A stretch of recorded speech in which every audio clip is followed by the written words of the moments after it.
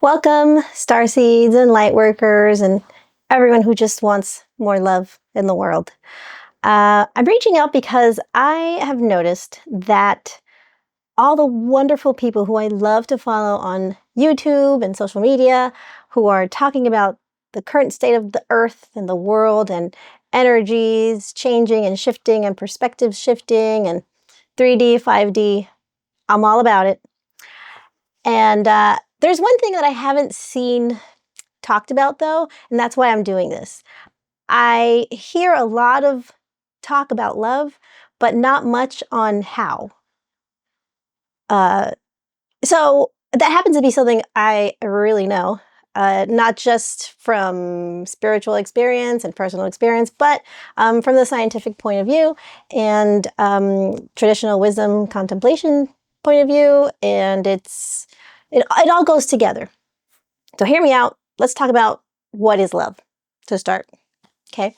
So love basically is the absence of fear. To better recognize the love within and around us that already exists, we must learn to identify why and how fear is organized in our lives. Understanding the often painful roots of our fears helps us identify the false core beliefs of ourselves and the world upon which we have built our personalities and our lives. And as we begin to correct our misperceptions, unconditional love naturally fills that mental space and it becomes available to us. So if you're interested in more love in your life, this is for you. Furthermore, there's a realization that there is much more room for love than we could have imagined. Unconditional love feels like the ultimate safety and security. It feels like soul connection with humanity and the earth, as you all know. Unconditional love feels like internal stability during external uncertainty. It feels like love exists everywhere you go and in all parts of your life. It feels like an all-encompassing peace that can soothe any fear. So why does fear organize our lives? Fear is programmed as early as our time in the womb, and certainly during infancy and childhood. Our nervous systems brilliantly have used fear experiences to guide our future behaviors and predict dangerous situations. And not only does this mechanism help us physically persist, but it helps us seek predictable stability. This is a good thing. However, if our infant and childhood nervous systems at some point learned through experience unresolved fear above a certain threshold, where the threshold is considered to have a genetic component, then our childhood nervous system learns to identify fear better than it does love. It learns to feel fear more deeply than it does love. It learns to reactively think from a fear state better than it does learn to think effectively from a love state. And it learns to live from a fear state better than it learns to live from a love state. Okay? The big kicker is when a dominant fear state nervous system is a person's normal, how could they even recognize it? The answer is self-discovery requires self-inquiry. So take a look at the HEARTS, H-E-A-R-T-S, the HEARTS thought audits that I've created somewhere on my website, to notice where fear organizes in your life and where love has already taken root. So, how does fear organize our lives? Fear can organize our lives in the same way that a cult performs thought reformation. It is all-consuming. When the life of a human being is fully consumed by fear circulated through childhood, social media, news, cultural beliefs, religious beliefs, political beliefs, family dynamics, the human brain automatically underperforms. Critical thinking requires several parts of the brain to talk to each other. This is a process that is not physically possible in a brain that prioritizes fear response. Fear-based thoughts and decisions author our lives and culture and politics and consumerism and religious beliefs and entertainment and everything in between, right? I mean, right? 3D. So, how can you tell where fear or love organizes your life? The next time you have a thought, notice if it is based on fear or on love. Many of our actions, however wonderful they look on the surface, are most of the time based on an underlying fear of lack. Lack of safety, lack of affection, lack of connection, lack of resources, lack of time, lack of space, lack of value, lack of worth. The list goes on. What is remarkable, though, is that all the same actions can also be based with the intention of love. Let's say, I'll show you the difference. Let's say you're interested in life insurance. And as you're shopping around, you meet two different types of sales agents. Agent 1 talks fast, creates urgency, sets time limits on your freedom to think, tries to make you feel bad for not having insurance, gives vague answers, and is even offended by the simple questions you ask, inferring that you don't trust experts.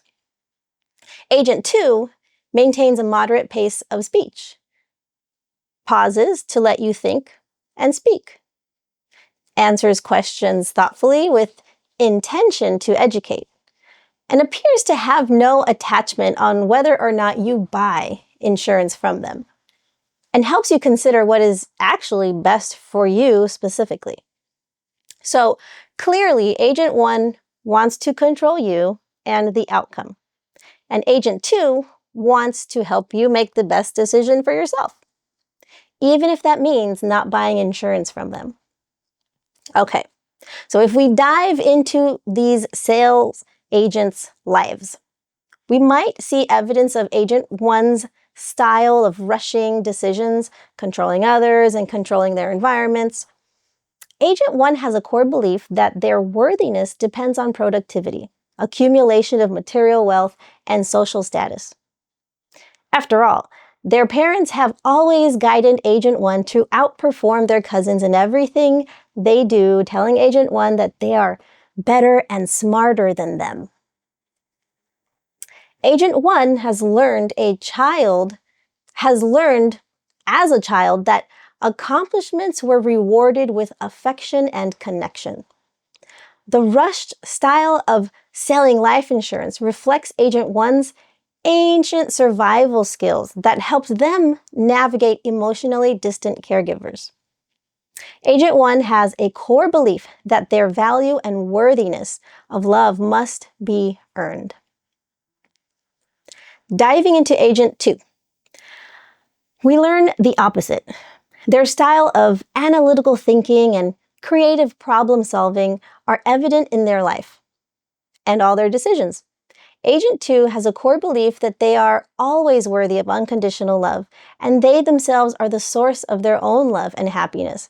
After all, their parents have always guided Agent 2 to explore freely and learn from trial and error without fear of shame, telling Agent 2 that they are happy to see what Agent 2 will create with their natural gifts and interests. Agent 2 learned as a child that love was always available, even during big emotions and disagreements with parents, because they were given space to feel deeply without shame, and always had access to parents' affection when they were ready. So Agent 2 never had to perform or navigate their parents' emotions to receive affection. Agent 2 has a core belief that they are love, that the world is safe, that abundance exists, that errors are wonderful learning opportunities, and that people are free to make their own decisions. Okay. Agent 1 Their adult views of themselves and of the world are dependent on their parents' actions as a child. Agent 1 has to defend their worthiness because it must be earned. Agent 2, on the other hand, Agent 2's adult views of themselves and the world are dependent on their internal sovereignty. Agent 2 has nothing to defend because their worth is inherent. Although these examples are designed to show two extremes, most of us have a mix of both. Everyone has the freedom to explore themselves should they want more clarity of love in their life. So, how can we begin to dismantle fear? The key to breaking out of fear's thought reformation is to ask why. With a genuine intention to learn, ask questions like, why are you the way that you are? And why are things the way that they are? Get to know your insecurities intimately and for the purpose of releasing them. For some, this may be a self-guided journey. For others, a trained practitioner is very helpful in guiding this process safely. So, how do you release fears? There are many ways to interact with our insecurities and fears, including with the help, again, of trained experts. The HEARTS technique, HEARTS, is to understand how insecurities came to be. It guides a shame-free interaction with our past by asking us to thank our nervous system for its efforts in keeping our younger selves safe and give our nervous systems time to unlearn insecurities and fears by observing them as they surface. Don't add thought or energy to them, and make way to let them pass through you and out of you. For some, this is a self-guided journey, and for others, again, a trained practitioner is really helpful. So if this resonates with you, if it was helpful in any kind of way, let me know. Give me your feedback. I have a free website you can go to that explains the HEARTS process, HEARTS. It's amazing. It's a cognitive, it's like a thinking algorithm to help us think effectively when we want to problem solve or make decisions in life or even start difficult conversations with someone. It's really great at helping you match your intention or be in line with your intention of love. And my intention, as always, which you will see on the website, is my intention is the pathway of highest love for myself, for you, and for the planet. Thanks.